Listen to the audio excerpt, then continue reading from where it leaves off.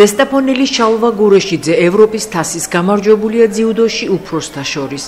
ასპარეზობის კვარცხლბეკის ყველაზე მაღალ საფეხურზე ის 100 კილოგრამ წონით კატეგორიაში მოასპარეზეთა შორის მიღწეული უმაღლესი შედეგის გამო დადგა.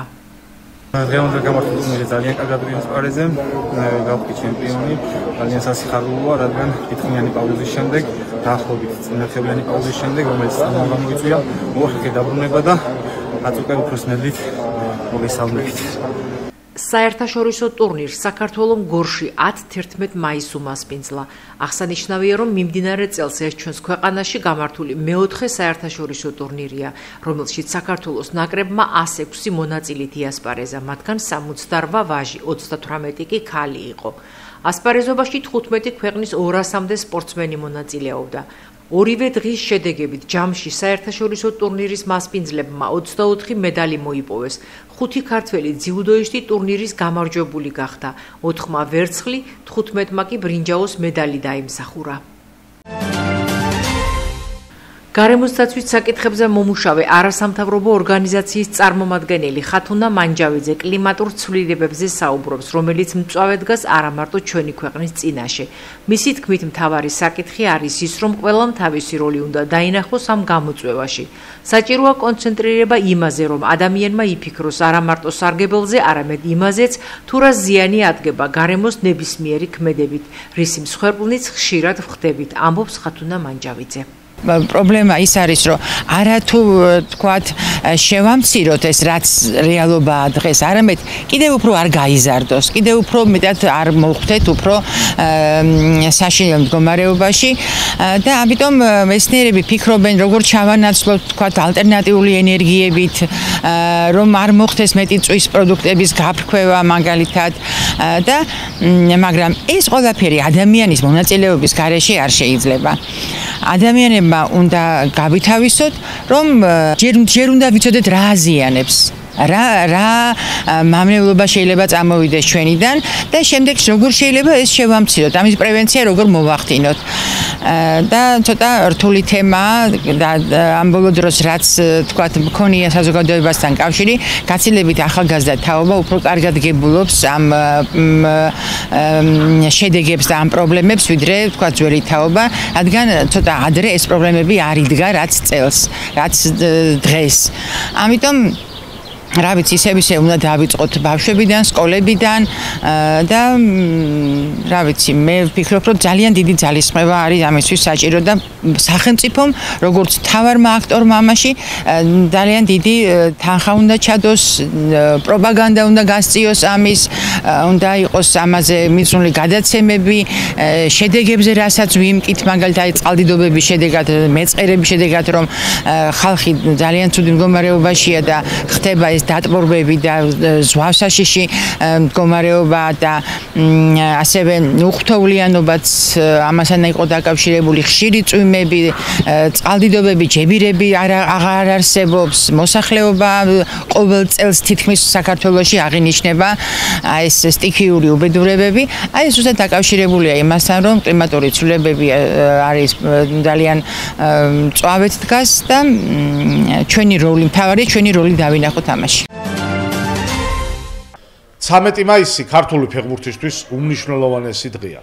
1991 წლის ამ მაისის მზიანი ღამეს მოხდა ის, რასაც ქართული ფეხბურთი წლების განმავლობაში ელოდა მთელი ეპოქის მანძილზე, რაც ის არსებობდა, ელოდა იმ დიდი ვარსკვლავების ჩაყრილი საფუძველით, რომლის ნაღვაწიც მოხდა ისე, რომ დააგვირგვინა სწორედ აი ამ თაობამ, დიდებულმა თაობამ, დავით ყიფიანის თაობამ, რამაზ შენგელიას თაობამ, ლოვა გუცაევის თაობამ, ასე შემდეგ.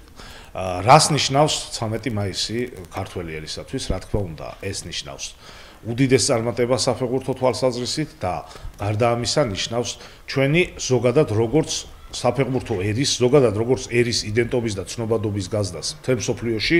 მოგეხსენებათ კარგად რა დროს იქნა ეს წარმატება მოპოვებული, ეს არის საბჭოეთის ხანა, როდესაც საქართველოს ამბობს თავის სათქმელს, როგორც საბჭოთა კავშირის მოკავშირე რესპუბლიკა, მაგრამ ეს საფეხბურთო სათქმელი ჩვენი ითქვა იმდენად ხმამაღლა, რომ კარგად მოგეხსენებათ, ეხლა ცნობილი ისტორია არის, რომ იგივე კოტე მახარაძეს, როდესაც თქვა მან ლეგენდარული ფრაზა ნუ ლიკუიდ სტალიცა გრუზი მაპატიეთ რუსულისათვის მოხდა ის რომ შემდეგ ჩვენ ლეგენდარული კომენტატორი არაერთგან დაიბარეს შესაბამის ორგანოებში რომ ეს რატო თქვი რომ საბჭოთა კავშირი რატო აუარე გვერდ და შემდეგ ეს იყო სუფთა ქართული გამარჯვება რა თქმა უნდა წლების შემდეგ ოდნავ შორეულად, მიუღწევლად, მიუწვდომლად ჩანს ეს გამარჯვება, ვინაიდან და რადგანაც დღეს ცოტა რთულია, ხა ივა შენ წარმოიდგინო, რომ როდესღაც ქართული კლუბი თბილისის დინამო თუნდაც იგებდა ევროპულ ტურნირს.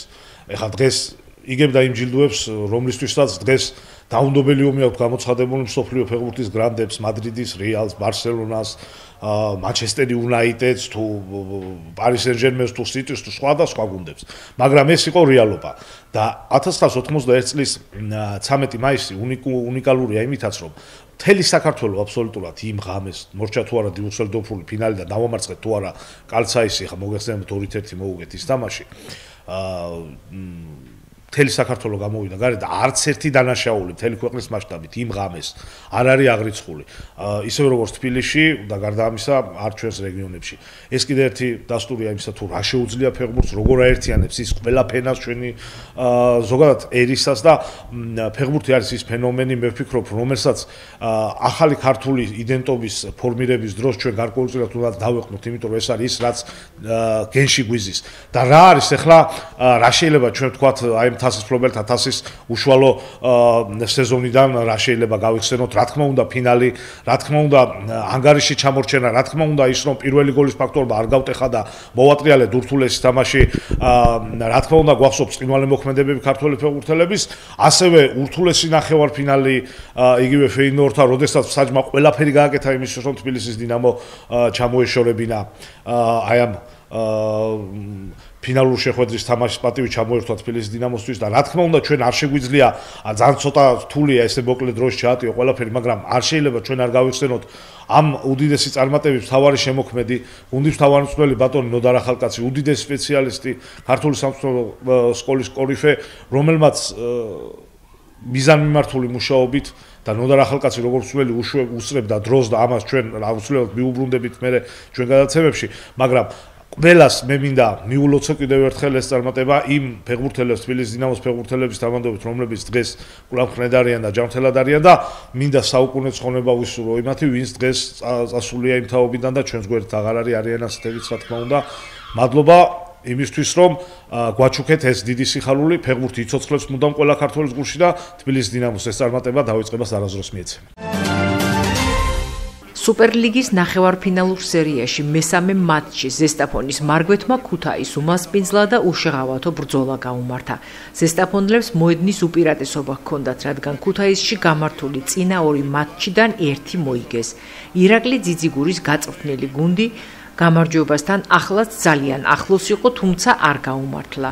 ქუთაისი ძირითადი გამთამაშებლის ჯოინერის გარეშე იყო და გაუჭირდა. ზესტაფონი გამართულად თამაშობდა და სტუმრებს წინ გაჭრის საშუალებას არ აძლევდა. ის კი არა და მარგვეთი პერიოდულად წინაც გადიოდა. ლიდერი 13 ჯერ შეიცვალა, ხოლო 4 ჯერ თანაბარი ანგარიში დაფიქსირდა. ეს ყველაფერი თამაშის დაძაბულობაზე მიუთითებს, რომელიც აღნიშნულ შეხვედრას მთელი მატჩის განმავლობაში ახლდა. შეხვედრის ბედი ბოლო წამებზე გადაწყდა. ქუთაისლებმა ბრძოლაში მოიპოვეს ორქულიანი გამარჯვება 93-91 და სერიაში 2-1 დაწინაურდნენ. ქუთაისლებს მიხეილ ბერიშვილმა ულიდერა, რომელმაც 7 სამქულიანი ჯამშიკი 25 ქულა ჩააგდო. გამორჩეული შედეგი დააფიქსირა გიორგი ოჩხიკიძემ, რომელმაც 20 შედეგიანი გადაცემა მიითვალა, რაც სუპერლიგის მიმდინარე სეზონისა და ბოლო წლების რეკორდია.